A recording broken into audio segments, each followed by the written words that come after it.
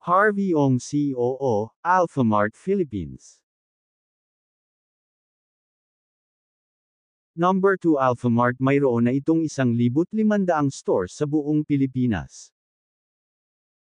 Ang Alphamart ay convenience store chain na mayroon ng mahigit 17,000 store sa Indonesia kung saan ito nagsimula taong 1999. SM Investments Corporation ang nagdala ng Alphamart sa Pilipinas. At naitayo ang unang branch nito sa 13 Martires, Cavite taong 2014.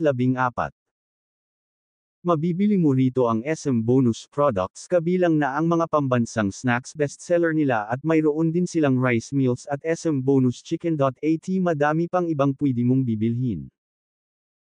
Sa ngayon ay hindi pa bukas sa publiko ang pagkakaroon ng franchise sa kanilang mga brands na Alphamart. Hanggang dito lang muna tayo mga kaibigan, hanggang sa susunod nating mga upload video. Salamat po, please subscribe my YouTube channel TV Shorts.